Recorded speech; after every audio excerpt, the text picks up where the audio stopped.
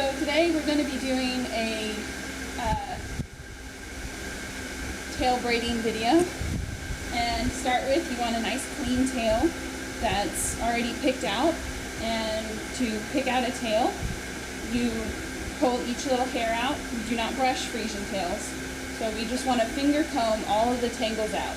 And I've already done this with this tail, so you can see there's no tangles. So once you have a nice, clean, picked out tail, you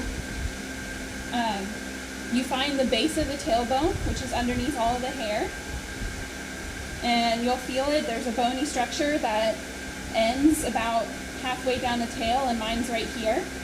And when you find that, all of the hair above that, right here, this turns into the horse's tail switch, so this will be left out of the braid. And I always pull that to the side. And then the remaining hair will go into the actual tail braid. And the braid starts at the bottom of the tailbone. You never want to start up high on the tailbone because it makes the horse really itchy, and you risk the horse rubbing and pulling the hair out of the braid.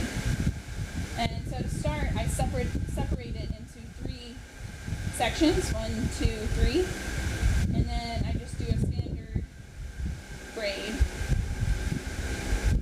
And I keep it kind of firm. I just braid all the way down the tail, like so. And you can see my loose tail switch over here. That's what the horse will use to keep the flies off of it. And you want to make sure the end of your tail switch doesn't touch the ground, because there's no point in doing all this if your horse is still going to rip out hair. So when we get to the end of the braid, we want to braid as far down as we can. And then we take our rubber bands, band the end of the tail.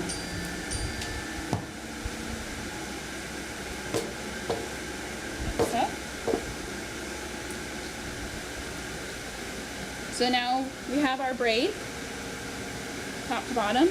So our next step is we take the end of the braid and we find the top of the braid right here, and we thread the end of the braid through the top, like so, and fold it over like this. This is a pretty short tail, so there won't be many folds, but in a longer tail, you might have to fold it through a couple times.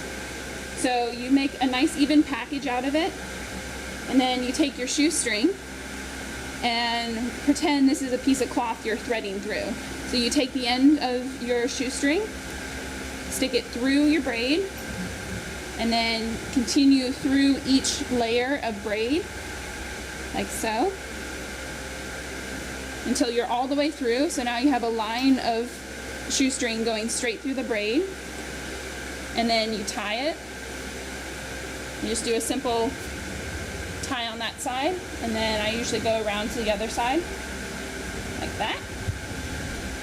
And then I make a one-sided knot in it, so I make one loop right here, and then I bring the string over and pull it through.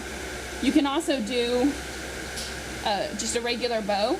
I don't like to tie knots in this because then you have to cut it out, and that means scissors near the hair, which is never a good idea.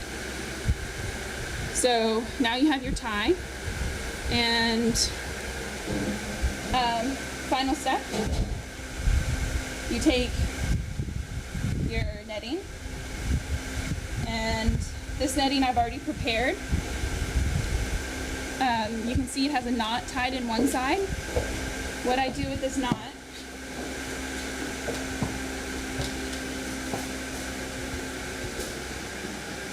I stick my hand through the netting. I find this is the easiest way to do this, and put the knot against the base of the braid and kind of grab with it, and then pull the netting up over like so. And normally I would use electrical tape and tape it right above here, but I don't have any of that, so I'm just going to use some more rubber bands. And I'll just band it like so. And then make sure none of this happens on the actual tailbone itself. This is all below the tailbone. So your electrical tape will go right here. And then you can just fold down your extra section. And then you have a tail wrap. And you can see the switch is still usable for the horse to get flies off. And there you go. Your tail is wrapped.